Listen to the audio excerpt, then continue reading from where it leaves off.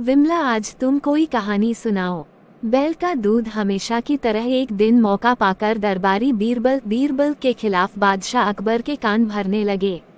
वे कहने लगे, जहां पनाह, बीरबल स्वयं को कुछ ज्यादा ही अक्लमंद समझता है।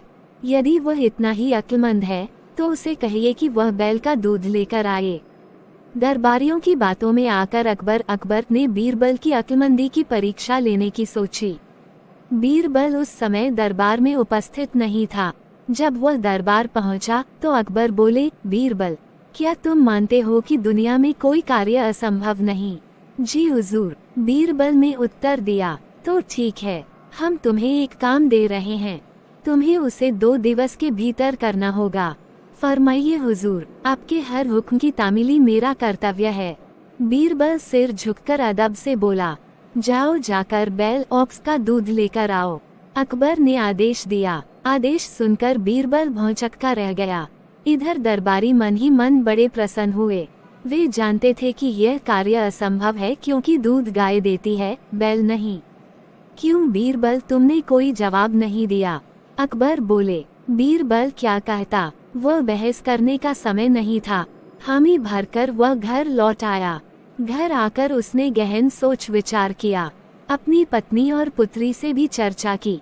आखिरकार सबने मिलकर एक उपाय निकाल ही लिया। उस रात बीरबल की पुत्री अकबर के महल के पीछे स्थित कुएं पर गई और पीट पीट कर कपड़े धोने लगी।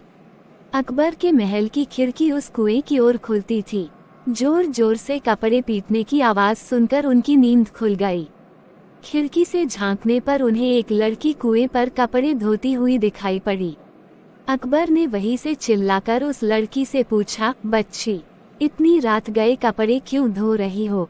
बीरबल की पुत्री बोली, हुजूर, मेरी माता घर पर नहीं है, वे कुछ महीनों से अपने मायके में हैं। उनकी अनुपस्थिति में आज मेरे पिता ने एक बच्चे को जन्म दिया। दिन भर मुझे उनकी सेवा शुश्रूषा करनी पड़ी, कपड़े धोने का समय ही नहीं पाया, इसलिए रात में कपड़े धो रही हूँ। कैसी विचित्र बात कर रही हूँ बच्ची, आदमी बच्चे पैदा करते हैं क्या? अकबर कुछ नाराजगी में बोले, करते हैं हुजूर, जब बैल दूध दे सकता है तो आदमी भी बच्चे पैदा कर सकते हैं। बीरबल की पुत्री ने उत्तर दिया। ये सुनना था कि अकबर की नाराजगी हवा हो गई और वे पूछ बैठे, बच्ची, कौन हो तुम? हुजूर, ये मेरी पुत्री है। पेड़ के पीछे छुपे बीरबल ने अकबर के सामने आकर उत्तर दिया। ओह, तो ये तुम्हारा स्वांग था? अकबर मुस्कुराते हुए बोले, गुस्ताखी माफ हुजूर, और कोई रास्ता भी नहीं था अपनी बात समझाने का। बीरबल अकबर की नींद में खलल डालने के लिए क्षमा मांगते हुए बोला। इधर अकबर भी बीरबल की अक्लमंदी का लोहा मान गए।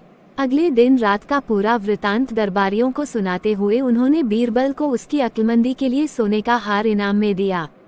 दरबारी हमेशा की तरह जल भून कर रह गए।